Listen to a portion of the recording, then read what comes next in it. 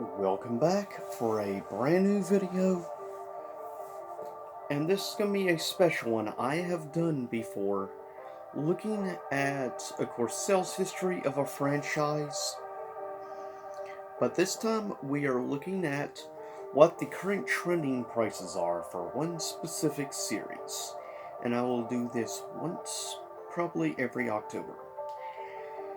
For series like Resident Evil would probably take 2 or 3 videos because of how many games there are, but with that said, this time I have chosen, of course, tied with Resident Evil as my favorite survival horror series of all time. Looking at charting prices, both of what stuff is selling for on eBay, as well as looking at pricecharting.com as well, and looking at sort of forecast and idea for the Silent Hill series as a whole. So with that said, first up, we look at the original Silent Hill, of course, released on the PS2. Now, just so you know, these price ranges vary from condition, as well as including varying also looking at the price difference. Greatest Hits, because Greatest Hits won't have its own, but I will be looking at, on the multi-platform games, looking at individual prices on average and everything for each platform. So with that said, like as you know, the original Silent Hill, and by the way, this is strictly the American releases. I will not be looking at Japanese or some, so don't expect the digital novel that was released on the Game Boy Advance to be on here, because that was a Japanese exclusive only, unfortunately. But with that said, the first game was released exclusively to the original PlayStation, of course. Now, some of the prices have actually gone down over the past several months from what it was going for last year. Some are still going up, others have dropped a little in price. This is one that's dropped in price a little bit, but the prices definitely vary for the original Silent Hill. They vary anywhere from $80 to $150. And needless to say, Silent Hill 1 is definitely going for more than it did years ago. Like, what, about 7-8 years ago when I picked up a backup copy of the original Silent Hill. I think I paid like $25-$30 around that range. But yeah, now looking at 80 to 150, it's kind of crazy, but not as crazy as some of the others. Next up is Silent Hill 2. Now, there were 2 versions released here in the West. The original version for the PS2, and then there was a improved version with extra content on its release for the original Xbox, though it would be called Silent Hill 2 Restless Dreams. But the PS2 version on average is trending for right now $75 to $130, and that's actually really gone down somewhat in price from what it was going for last year, because last year, the average price, it was trending for about 150 to 200, and now right now it's trending for 75 to 130. That's not bad. It's doing a lot better. At least it has gone down. It's still pricey, but at least it has gone down. Now, the Xbox version, Restless Dreams, which I think is superb, and I do highly recommend checking out the original Xbox version of the game, especially for the additional content. But on average, it is trending for $40 to $70. Now, it has gone up some, because when I picked this up, it was probably about $20. And that was I forget when I picked it up, but anyways, 40 70 still reasonable. It is getting a little pricier, but versus the PS2 version, it's definitely way more affordable for the most part. Now, you could probably easily find this, I would say 40 to 50, not too much of a problem. Then we go to Silent Hill 3, which strangely enough did not get a release on anything other than being on the PlayStation 2. Interestingly enough, even though the next game did get released onto consoles. But I think it's partially because of it being exclusively to the PlayStation 2, is probably why the prices are higher. Right now, Silent Hill 3 hasn't really gone down in price. It is trending for on average $100 to $180, still in a very much higher price range. For a time there, Silent Hill 2 was actually going for more than Silent Hill 3, but Silent Hill 2 has gone down, I would say, probably about 25 to 30% in overall price. So it's gone down reasonably well, while Silent Hill 3 has barely dropped at all in price and overall value.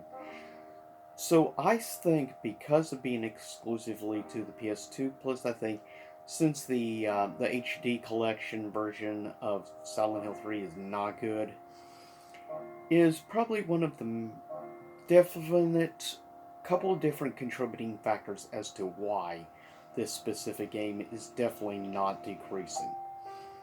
Then we go to what I think is probably one of the more underrated in the series, Silent Hill for the Room. Now, the PS2 version, of course, is always going for more, and it hasn't dropped at all in price. If anything, it's gone up a tiny bit over the past year, as some of the other Silent Hill games have gone down some.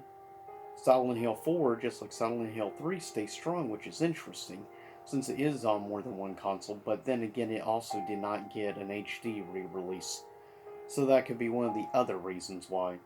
But Silent Hill for the Room right now, trending on PS2, is trending anywhere from $110 to $200. So it's definitely trending for quite a bit.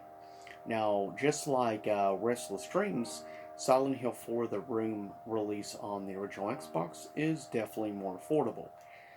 It is right now trending for anywhere from $40 to $80. Now, that may seem a little bit pricey, but versus the PS2 version, I mean, 110 to 200 versus 40 to 80, there's definitely a big price difference. Like I said, I would say both with Silent Hill for the Room and Silent Hill 2 Restless Dreams, I would say I would recommend probably getting the Xbox versions of the games unless you're just a diehard Sony fan. Sure, pay more, but if you have the option to get just as good quality port of it for like half the price or less, I do recommend, and I will always recommend collecting for the original Xbox. But next, we move on to Silent Hill Origins, which would get two releases. It has not gotten a remaster HD or anything like that, which is interesting. But with that said, Silent Hill Origins varies in price. It has stayed actually relatively strong. It's gone down maybe a tiny bit, maybe 5 to 10% from last year, but not by much, not like some of the others. Uh, Silent Hill Origins seems to be holding its value a bit more.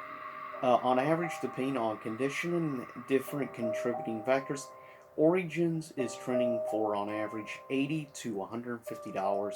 So yeah, like I said, it is definitely still staying pretty strong in the price range.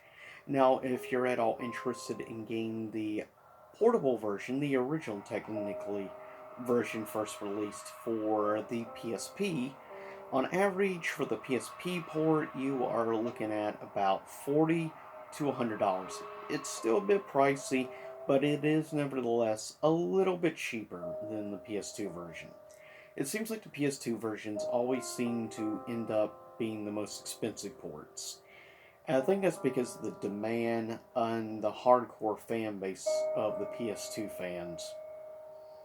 But the PSP version is an economically better choice to make if you're at all interested. I would say you can probably find a copy for like $50 or so, not too hard of a problem. But given that or the PS2 version, I would definitely say look into the PSP version if you're at all interested in playing the game. With that said, next we move on to one of the more unusual games in the series, given how it varies in price and the fact it has three different ports. We are looking at Silent Hill Shattered Memories, which definitely, prices definitely vary between all three ports. Looking first at the Nintendo Wii version, which is the version of the game I personally have, just because when I finally got around to wanting to collect the game, though I originally played it on the PS2 version back in the day, but that was back when Blockbuster was around. I rented it through Blockbuster. Sadly, however, nowadays, Silent Hill Shattered Memories for PS2 is kind of ridiculous. It's arguably the most expensive game, but the Wii version, which I think is the more economically sound choice, and when I got it for like $25, and that was less than 2 years ago. So, but the price has gone up some. Right now, the Wii version is trending for $50 to $80. It is starting to go up. It's probably on the more expensive end of Nintendo Wii games, needless to say. But I will say, though I'm not a big fan of the motion sensor, actually kind of like how the motion stuff works actually with the actual mechanics of the game. Actually, it's not a bad port. I still prefer the PS2 version when I played it, but I'm not paying what it's going for now. But yeah, like I said, the Wii version goes for 50 to 80. However, then we go to the PSP version, which is the middle in price range. It is definitely going for a bit more than Origins on the PSP. Shattered Memories is going for on average $80 to $140 for the PSP version. So yeah, it's definitely pricey, and it's definitely more expensive on average, double the price of the Wii port.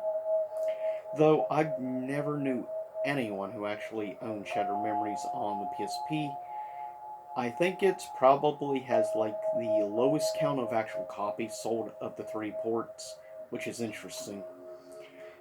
Then we go to the most expensive version, the PS2 version, which, when you look at the price, yeah, it's not dropped one dime in price or value. It's definitely holding its price. On average, it is going for anywhere from $180 to $280. So, yeah, like I said, very expensive and kind of ridiculous. Next, we move on to Silent Hill Homecoming. Now, this is definitely, probably of the solo games, it's arguably right now the cheapest to collect. So, if you're at all curious about Silent Hill Homecoming, I think it's arguably one of the weakest games, personal opinion. Um, but with that said, still, the prices definitely are very good, which makes this game, in my opinion, a good idea one to actually pick up and give a shot, especially since it's by far the cheapest Silent Hill. Uh, but Silent Hill Homecoming, look at the two ports. There's not really much of a price difference on the ports. There's maybe a $5 difference, and that's about it. But overall, between both, between the 360 and the PS3, on average, it is trending for like $20 to $40. So, like I said, very reasonable.